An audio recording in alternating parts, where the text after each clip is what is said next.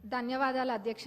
మొదటిగా నాకు ఇక్కడ మాట్లాడడానికి అవకాశం ఇచ్చినందుకు మీకు, మరి నన్ను గెలిపించి శాసనసభకు పంపించినందుకు మా పాలకుర్తి ప్రజలందరికీ కూడా ధన్యవాదాలు అధ్యక్ష. గత 9 సంవత్సరాల నుంచి కూడా విద్యారంగం అనేది ఎంతో దారుణంగా తయారైంది అధ్యక్ష. అది నా పల్లబాట కార్యక్రమంలో ఊర్లన్నీ తిరుగుతుంటే ఆ స్కూల్స్ని చూస్తుంటే ఎంతో బాధేస్తుంది. ఎందుకంటే పిల్లలు ఎంత ఇబ్బంది ఉన్నా కానీ కొంతమంది పిల్లలు కింద కూర్చొని అసలు కనీసము మౌలిక వసతులు కూడా లేవు అధ్యక్ష. టాయిలెట్స్ అయితే అవి ఎంత దారుణంగా ఉన్నాయంటే అక్కడ పిల్లలు అవి ఎట్లా యూజ్ చేస్తుండ్రు అన్నది చూస్తేనే చూసిన వాళ్ళకి బాధ అవుతుంది అధ్యక్ష. కొన్ని చోట్లనేమో అసలు టాయిలెట్సే లేవు, కొన్ని చోట్ల ఉంటే మెయింటెనెన్స్ లేదు, ఇంకొన్ని చోట్లనేమో అసలు ఎన్ని రిపేర్స్ ఉన్నాయంటే అధ్యక్ష అది పట్టించుకున్న నాదుడే లేడు అధ్యక్ష గత 10 సంవత్సరాలలో కూడా.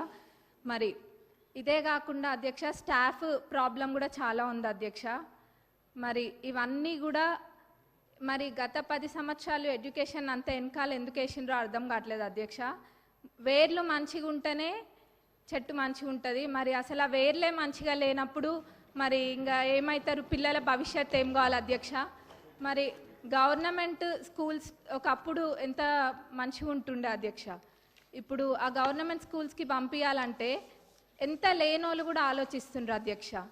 అంటే వాళ్ళకి ఆర్థికంగా ఎంత భారమైనా కానీ ప్రైవేట్ స్కూళ్ళకి పంపించుకుంటుండ్రు అధ్యక్ష. ఎందుకంటే అక్కడ పోతే ఎటువంటి వసతులు లేవు కాబట్టి. కానీ ఇప్పుడు అయితే అధ్యక్ష మన ప్రభుత్వం అధికారంలోకి వచ్చినాక ఈ విద్యారంగం అనేది క్రమంగా మెరుగుపడుతుంది. అట్లనే ఇంటిగ్రేటెడ్ స్కూల్స్ అనేది కూడా నియోజకవర్గానికి ఒక ఇంటిగ్రేటెడ్ స్కూల్ ఇస్తా అనడం కూడా ఎంతో సంతోషంగా ఉంది అధ్యక్ష. అది అందరు పిల్లలు కూడా సామాన్యులు కూడా అందరూ ఇంటర్నేషనల్ స్కూల్స్లలో చదువుకున్న విధంగా అక్కడ చదువుకుంటారు అధ్యక్ష. మరి ఆ విధంగానైనా ఈ విద్యారంగం అనేది కొంచెం మంచిగా అవుతుంది అధ్యక్ష. మరి ముఖ్యంగా అధ్యక్ష ఈ టాయిలెట్స్ అనేది మటుకు చాలా పెద్ద సమస్య అధ్యక్ష. ఏదో చెప్పాలని కాదు, నేను నిజంగా అన్ని స్కూల్స్ విజిట్ చేస్తున్నా. మరి గతంలో వాళ్ళు చేయలేంది మన ప్రభుత్వంలో చేసి చూపిస్తామన్న నమ్మకం నాకుంది, అది ఖచ్చితంగా కూడా చేస్తాం అధ్యక్ష. మరి అట్లనే బడ్జెట్కి వస్తే అధ్యక్ష, ఇప్పుడు ఈ సంవత్సరం బడ్జెట్లో ప్రాథమిక విద్యకు 17,931 కోట్లు, మరి ఉన్నత విద్యకు 2,859 crores అండ్ టెక్నికల్ ఎడ్యుకేషన్కి 490 crores చెప్పున మొత్తం ప్రభుత్వం కేటాయించింది అధ్యక్ష.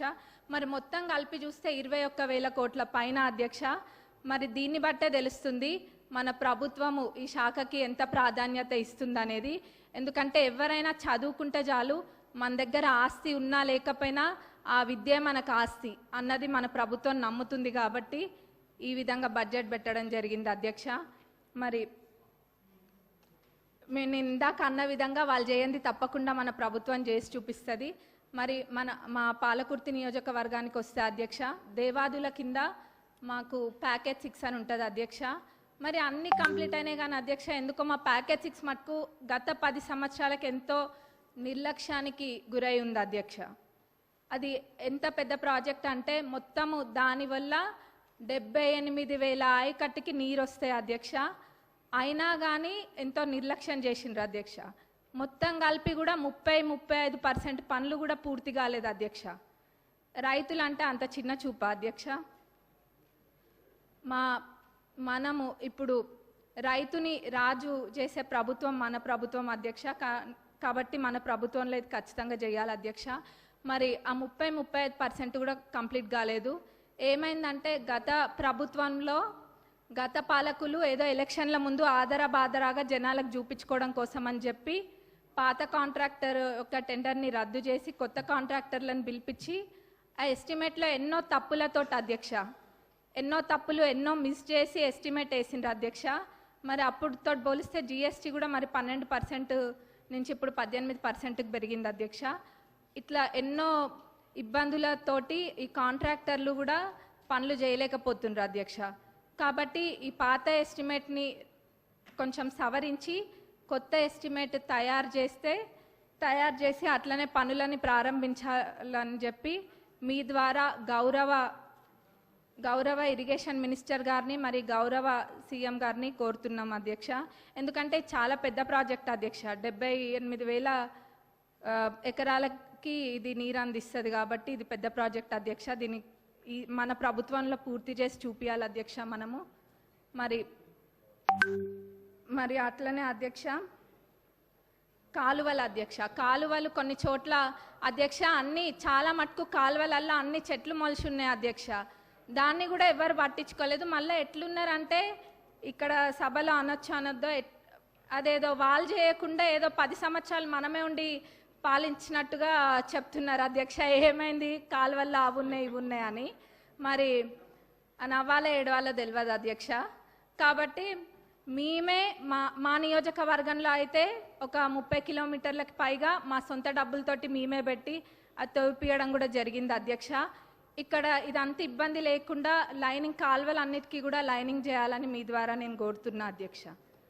మరి అట్లనే అధ్యక్ష చివరిగా రుణమాఫీ, ఆ రోజు అందరము ఇక్కడున్న శాసనసభ్యులం అందరం కూడా ఎంతో నమ్మకంతో చెప్పినాము. గతంలో రుణమాఫీ పూర్తి స్థాయిలో చేసింది కాంగ్రెస్ ప్రభుత్వమే, ఇప్పుడు చేయబోయేది కూడా కాంగ్రెస్ ప్రభుత్వమే అని. అది మాటలకి మాత్రమే అంకితం కాకుండా అధ్యక్ష ఈరోజు అన్న విధంగా తప్పకుండా చేసి చూపిస్తుంది కాంగ్రెస్ ప్రభుత్వం అని చెప్పి ఈరోజు మనము చేయడం జరిగింది అధ్యక్ష. మరి ఇది అందరికీ ప్రతి ఒక్క కాంగ్రెస్ కార్యకర్తకి మరి ప్రతి ఒక్క రైతులకు కూడా ఇది గర్వించదగ్గ విషయం అధ్యక్ష. మరి మన గౌరవ అగ్రికల్చరల్ మినిస్టర్ గారిని మరి మన డిప్యూటీ సీఎం గారికి మా నియోజకవర్గ ప్రజలందరి తరపున ధన్యవాదాలు తెలియజేస్తున్నా అధ్యక్ష. నాకు ఇక్కడ మాట్లాడే అవకాశం ఇచ్చినందుకు మరొకసారి ధన్యవాదాలు తెలుపుతూ ముగిస్తున్నాను.